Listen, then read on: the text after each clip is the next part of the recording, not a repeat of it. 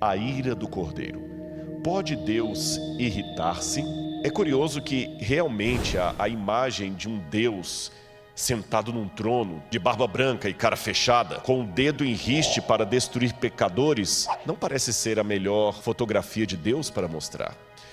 O que eu percebo é que a igreja, no passado dela, ela tinha uma ênfase talvez muito legalista. Até eu tiraria o talvez, foi uma ênfase legalista. Compreensível pelo momento em que a igreja nasceu. Compreensível, não necessariamente justificável. Apocalipse, capítulo 6, versículos 6 e 17. Assim diz: E diziam aos montes e aos rochedos: Caí sobre nós, e escondei-nos do rosto daquele que está sentado sobre o trono e da ira do Cordeiro. Porque é vindo o grande dia da sua ira, e quem poderá subsistir? Ira de um cordeiro parece tão antagônico quanto dizer o miado do cachorro ou o latido do gato. Não faz sentido.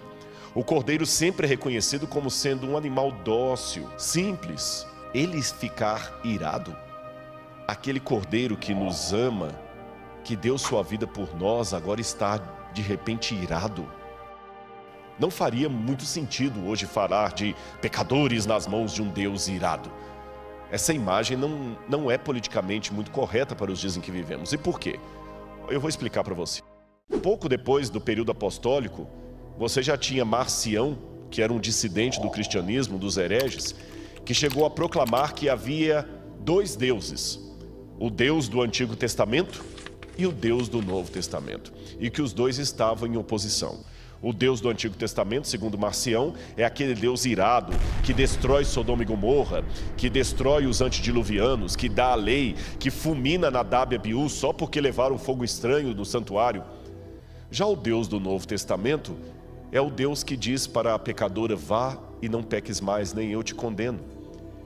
É o Deus que oferece para a samaritana água, é o Deus que tem paciência com os apóstolos, é o Deus do Calvário. Mesmo que hoje você nunca tenha ouvido falar em Marcião, muitas pessoas acabam ecoando, ainda que inconscientemente, a teologia dele.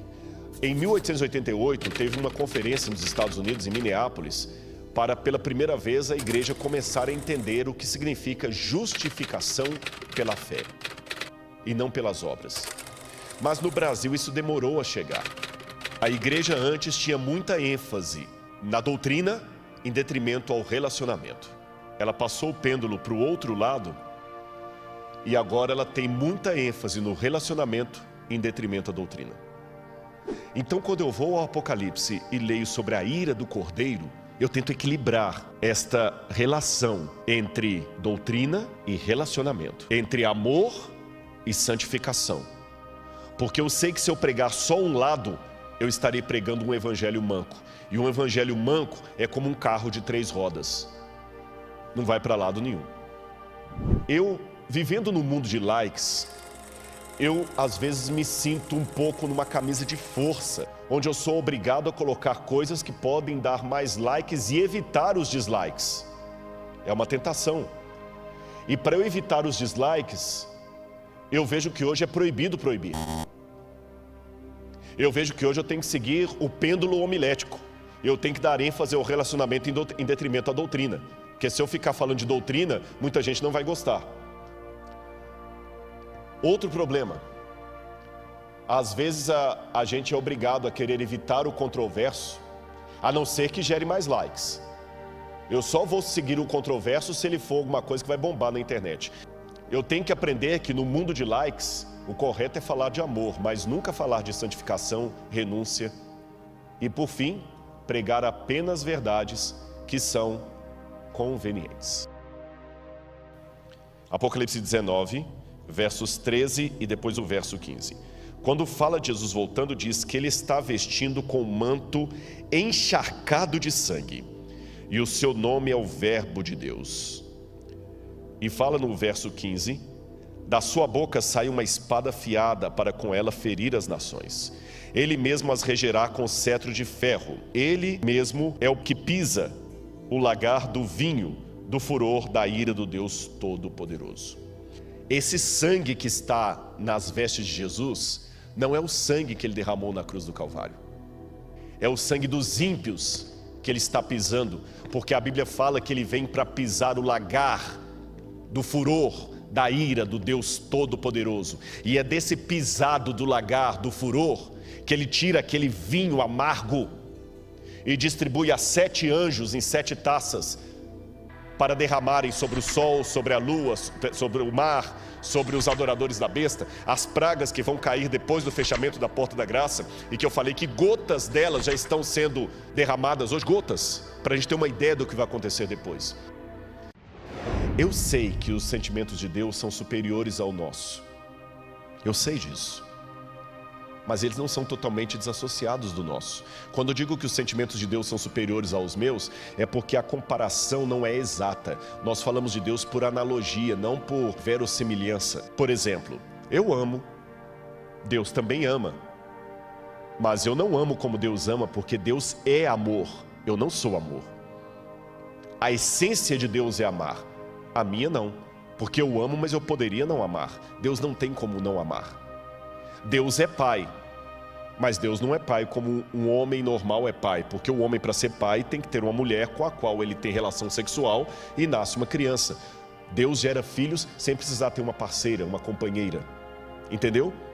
Mas isso também não significa que quando eu digo Deus Pai, que não tem associação nenhuma com a figura paterna no bom sentido dela. Isso não significa que quando eu digo que Deus ama, não tem nenhuma analogia com o fato de uma mãe que ama o seu filho. Por isso que eu digo, Deus está mais interessado em salvar você do que uma mãe de tirar um filho de uma casa pegando fogo.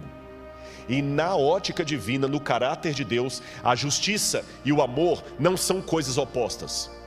Então, mesmo amando, ele exerce a sua ira. Sabe por quê? A ira de Deus é contra o mal. Então, quando ele acerta os ímpios, não é os ímpios que ele quer acertar, mas o mal que eles incorporam. É como se eu falasse assim: saia da frente porque eu vou ter que atirar. E você não sai da frente. Você não é o meu alvo. O meu alvo é quem está atrás de você. Mas por você não aceitar sair da frente, eu acabo acertando você.